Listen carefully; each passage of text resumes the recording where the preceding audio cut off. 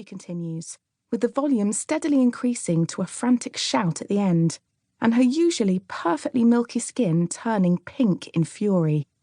Lyla, that's enough. First he put his shoes in your shoe cubby. Then he sat in your chair at the table, and now he's eaten your specific Malteser out of the box?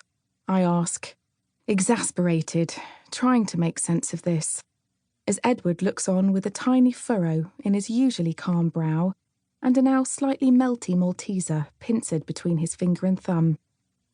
You don't need to be a child psychologist to see that this outburst isn't about the shoe spot, or the chair, or even the Malteser.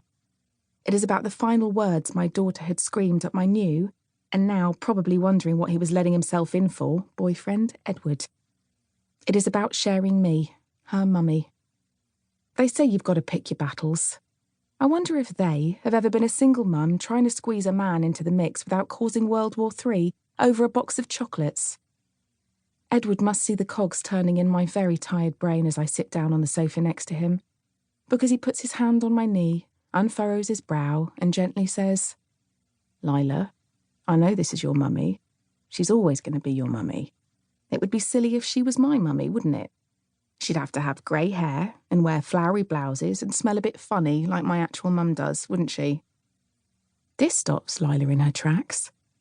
She thinks about it for a moment and then, what does your mum smell of?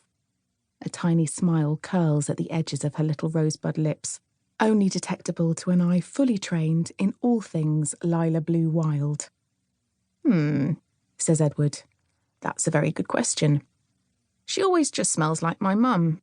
But I suppose if you had to narrow it down, I'd say she smells a bit like talcum powder, a bit like custard cream biscuits, and maybe just a tiny bit. And here he pauses for effect, with a big smile and mischievous glinting eyes, which are perhaps a bit contagious. A teeny-weeny bit like a big, long, slimy worm. Despite desperately trying to remain cross with narrowed eyes and lips forced together in a scowl, Lyla is failing miserably at maintaining her angry demeanour and giggles at the notion of an old lady smelling like a slimy worm. She'd have to smell a bit like a slimy worm, since I'm a slimy worm, eh? Edward continues, clamping his arms to his sides and slithering about on the sofa as though he really is a worm. Finally giving into the fun, Lyla throws herself over me to jump on Edward and tries to pull his hands out from his sides. I was joking. You're not a worm. You're Edward, a man. Help me, he says in high-pitched mock distress.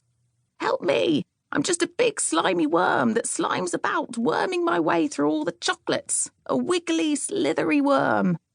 Lyla squeals with delight at the new game, entirely forgetting her rage, hitting him with pillows and shouting, I'm going to squish the worm. I rescue the completely mushed chocolate from his hand, eat it, waste not, want not, put the rest of the box on the coffee table and decide I might as well join in.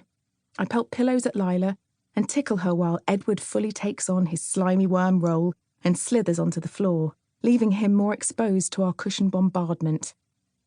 20 minutes later, with breath back in my body, wow, I'm unfit, and a film on Netflix about a princess who swaps lives with a bakery competition contestant at Christmas, it was Lyla's choice to watch a festive film, despite it being the first week in March, and half a box of chocolates now being shared nicely. Normality, whatever that is restored. Phew, that could have gone really wrong. But thankfully, Edward is basically the most perfect man I've ever met. And every time this kind of thing happens, which is a lot, he knows exactly what to say and how to diffuse the situation.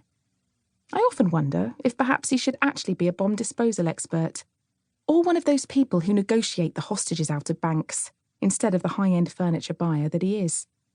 Don't get me wrong, he's very good at spotting the latest trends in interiors, but he's also pretty freaking amazing at managing our funny brand new little family. Ooh, that feels weird, calling it a family.